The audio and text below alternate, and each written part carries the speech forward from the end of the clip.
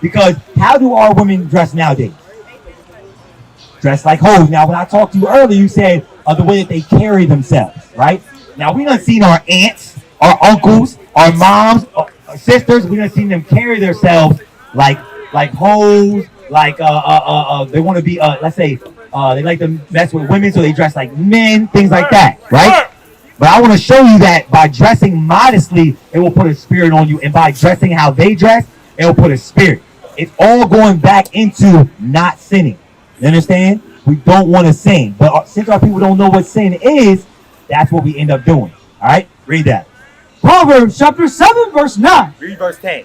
Verse 10. And behold, there met him a woman with the attire of an harlot. So I want to make sure that y'all don't go back into dressing how you were. Now, this is why. It said he met him a woman with an attire of an harlot. Right? So it's going into clothes. You understand? What's a harlot? Okay, a harlot is another word for prostitute, right? So, young brother, the girls you go to high school with, right? If you see them walking down the street and typical things that they wear, how can you tell the difference between what they got on and a prostitute? Can you tell the difference? You can't. You understand? So all women dress like prostitutes. So what kind of spirit that's going to put on them? A prostitute spirit, wanting to sell their body, wanting to lay with men. How you doing, sir? Right now we're talking about how our young women dress, right? How do our young women dress nowadays? Okay. Now I see you the cross, the necklace you got on. I want to ask you a question about that. Now before I do, are y'all boyfriend and girlfriend, sister and brother? No. Friends? That's your cousin. Okay. Do y'all have boyfriend and do you have a girlfriend? Do you have a boyfriend?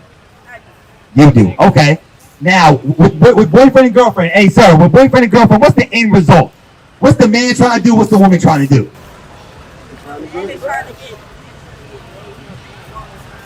You know what I'm saying? Listen, no. You said the woman's trying to what? No, okay, so you think every woman? No, some women. Okay, some men too, right? Yeah. But for the most part, the man is trying to get some, and the woman's trying to get some. Bring it up. Am I right? So what we have to do as people, we have to know that boyfriend and girlfriend is wrong, right? You got a girlfriend? You married? See, he's married. That's a good thing, right? Go to Hebrews 13. That's a good thing to get married. Now, at your age, what age are you allowed to get married, according to the Bible? 18. No, in the Bible, according to the Bible, it's 20. That's when you're grown. So y'all being, I know you said you was 14, right? 16? How old are you? 14. So y'all shouldn't be having boyfriend and girlfriends at all, and definitely y'all can't get married right now. Don't go nowhere. Because you got a lot of experience that we need, man. I hope you are. So you're not supposed to have a boyfriend and girlfriend, right? Their boyfriend and girlfriend's not in the Bible. You understand? And you're not of age to be married, right? Because when you saying the outcome, people want to lay down with each other, right? You want to have sex with each other. Do y'all think y'all can support a baby right now? No. What about you? You can't support a baby right now, right? Read that. Hebrews chapter 13, verse 4. Marriage is honorable in all, and the bed undefiled. So it says marriage is honorable, right? Is your mom and dad married? They are. What about your mom and dad? No. What about your mom and dad? No. Okay. So in the black community, that's very rare that you have mother and father in the house, right? Sometimes you'll even have mother and father in the house, but they'll be boyfriend and girlfriend, been together for 20 years. Right. You understand? But this says, read it again. Marriage is honorable in all. So marriage is honorable, right? We have to go through the right process, not just see a guy, oh, he's cute. See a woman, oh, I like how she looks and them booty shorts. I want to lay with her, right? Because when you get up into age, 20, 30, that's how people end up picking their partner. Oh, she looks good. I want her to move in with me. Don't know the person from a can of paint, but they'll end up being with this person for 2-3 years, boyfriend and girlfriend, until they find something else they like, right? Now, by having boyfriend and girlfriend and you laying down, right, babies can come. You understand? Now, with having babies, if you leave that man, what do you become? A baby mama, a single parent, right? Or a baby daddy. Do y'all want to be baby mamas? Or you want to be a wife? Let's keep reading. Marriage is honorable in all, and the bed undefiled. But whoremongers and adulterers, God will judge. What do y'all think whoremongers and adulterers, what do y'all think that is? Cheaters, right? People that are married that are out cheating, and people that are just out sleeping with women. You understand? Or women sleeping with a whole bunch of men. So in this right here, read that part again. Hebrews chapter 13, verse 4. Marriage is honorable in all, and the bed undefiled. But whoremongers and adulterers God will judge. So if it says whoremongers and adulterers God will judge, that means we're not supposed to be doing that. You understand? So if we got to live thus say the Lord, then we don't have to worry about the STDs, right? Keep reading. Let your conversation be without covetousness. So I got a question for y'all. What is sin? Bring it out. Something you do. Okay, what do you mean? What is something to do? Like, let's say I go play basketball, or let's say cooking on the grill. You know what I mean? Playing music, chilling with your friends. It's the same thing that everybody out here right now is doing, right? Is that sin? So what's sin? Okay. We're gonna go over what sin is, because what the officer said is, he said, "What's your nationality?" Right? Who are we? We're the children of Israel, the so-called blacks, Hispanics, and Native Americans. That's right. We have a royal law, which is keeping God's commandments. You understand? If we sin, the wages of sin is death. You understand? So watch this. Read that. 1 John chapter 3, verse 4. This right here is going to break down what sin is. Read. Whosoever commits sin transgresseth also the law. For sin is the transgression of the law. So sin is breaking God's law. Right. So in order to know what the laws is, what do you have to do? You have to follow. You have to read. You have to study. Right? Go to Acts chapter 8. So sin is breaking God's law. You understand? Now, have all y'all been to church before? Have y'all learned that? Say it again. I said I've been to church. A lot of they go to church, but they still sin. Okay, they go to church, but they still sin, right? Yeah. So does the pastor teach about sin and what we're not supposed to do? So the pastor told you that how you're supposed to dress. The pastor told you about no boyfriend, no girlfriend. The pastor told you that you're an Israelite. No. The pastor's not going to tell you what you have to do. He'll make suggestions. Like when I was in church, they say, you shouldn't, it's not a good idea to lay down with a woman before me. They're not going to tell you you're going to be put to death. You're going to get STDs. You're never have a baby mama. They're not going to teach it to you like that. You understand? They're not going to stand you up in the midst of the congregation like this woman has been out sleeping with men. They're not going to do that. They hide sin. You understand? Go ahead, read that. 8 and verse 31. Acts chapter 8, verse 31. And he said, how can I, except some man should guide me? So he said, do you understand the Bible? He said, I can't unless someone should guide me. So that's what we're out here doing. We're out here guiding our people on how to keep God's laws. Right? So there's a law that these people all around you right now today are planning to break. Do y'all know what it is? Bring it out. The officer touched on it earlier. Go to Exodus chapter 20. I want to show y'all, because now I cook on the grill, right? I listen to music. You know what I'm saying? We have a drink every once in a while, moderately. But these people out here today are in the midst of sin. And that's why in Columbus, when you go to the worst part of Columbus, who lives there? Bring it out. Gangsters? Okay, what nationality, what people, what race of people live there? Black people, right? Are you from here? Okay. Okay, where you from? You're all from here? Louisiana, where you from? New Hampshire. If you go to any one of y'all cities, you'll go to the hood. Who lives there? Black people. Blacks, Hispanics, and Native Americans. The same one on this sign. Because we're God's chosen people. So when we break God's laws, we get judged for it. You understand that? So we have to figure out, what are we doing so we can get out of this condition? Y'all want y'all people not to be in the hood no more, right? Because when you look at the businesses, the gas stations, everything, right? The houses, the other nations own them. You understand? So watch this, sis. Before you go, watch this. Exodus chapter 20, verse 8. Remember the Sabbath day to keep it holy. We had to remember what the Sabbath day was because we broke God's laws, went into slavery. You understand? So today, keep reading. 6 days shalt thou labor and do all thy work. But the seventh day is the Sabbath of the Lord thy God. So I know the officer went over with you. What's the seventh day of the week? Saturday. Today. Today is the Sabbath of the Lord thy God. Right? There's certain laws we have to keep today that you don't keep on other days. Right? Let's see what they are. Read. But the seventh day is the Sabbath of the Lord thy God.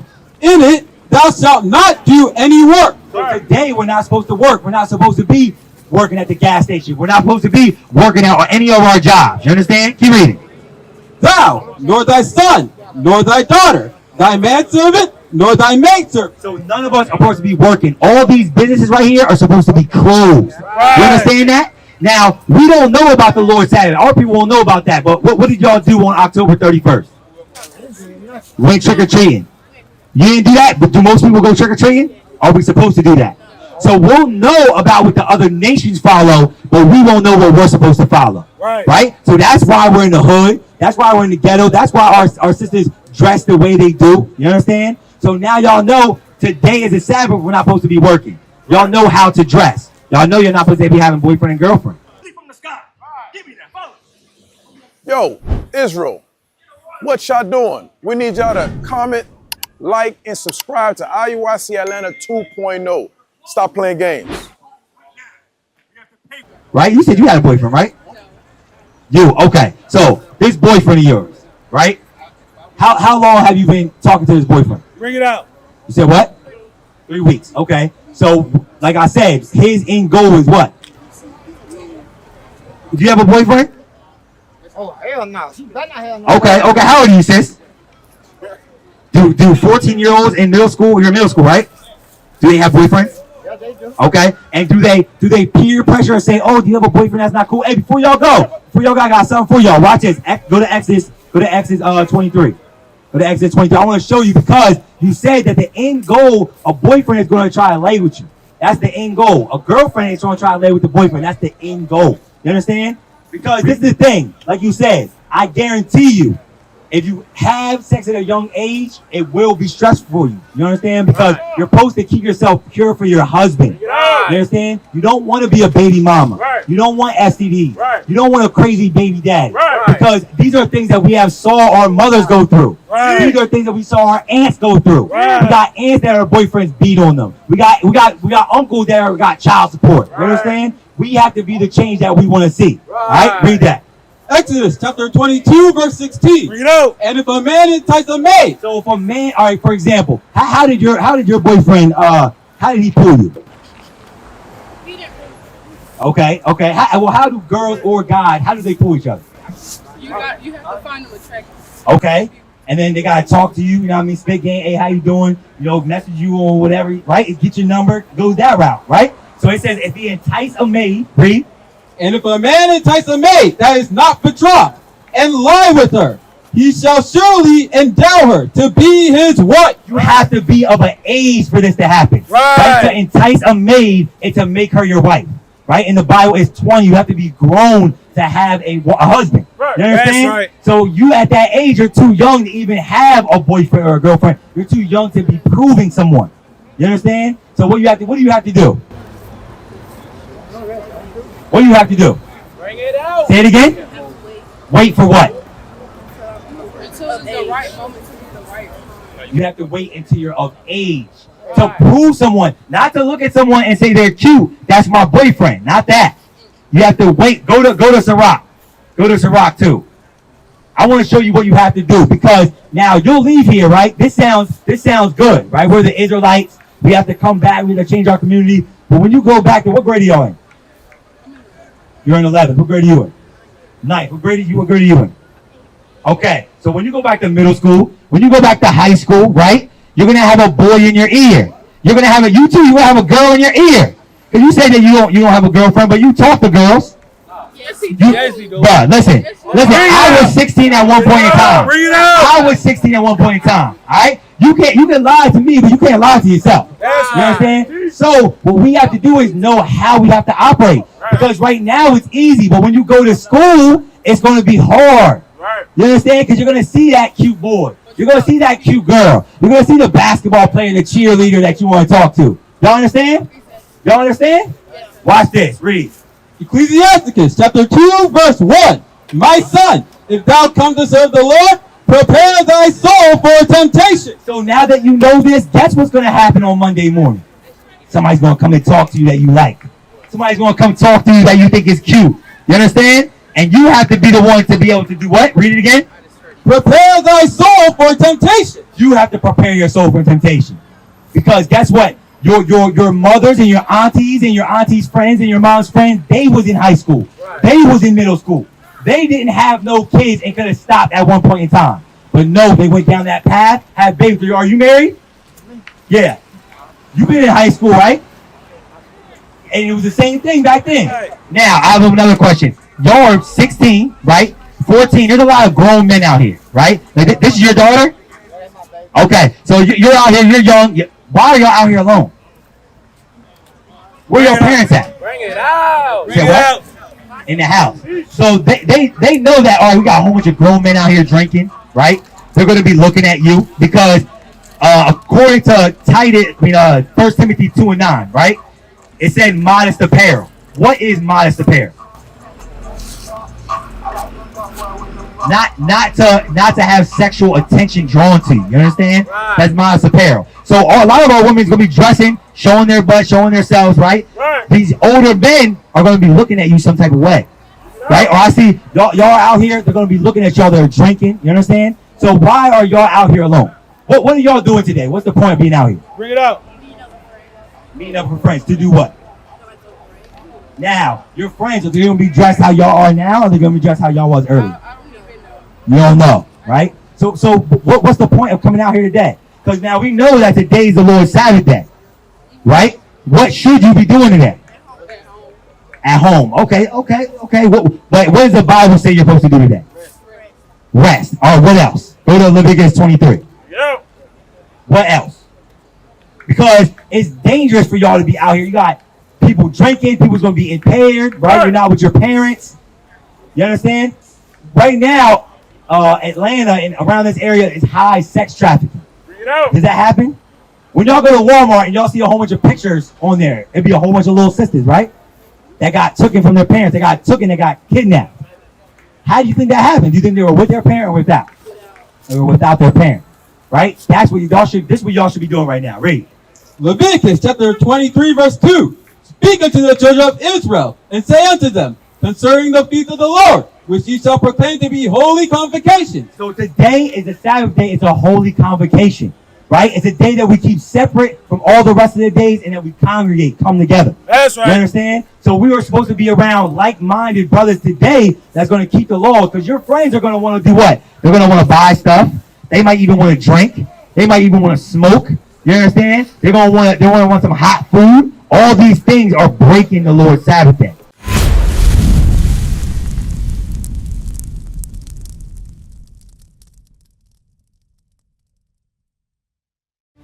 Across the earth, the prophets move. From city streets to distant lands, the message is the same. Israel must rise. Through every quest, every journey, the truth spreads. No border can contain it. No distance can silence it. Our nation lives in every moment. In joy, we celebrate marriages. In sorrow, we honor our dead. On the Sabbath, we gather as one. Families rejoicing together, bound by the commandments of God. Yet are we tried. From the stones in Kenya to the hatred in Montana, we endure as a soldier of the Lord. And still, the mission expands. On the airwaves, on the screens, in every nation under heaven, Israel's voice is heard. We build our communities. We raise our children in royalty. We restore what was broken. We clean what was defiled. We show the world who we are.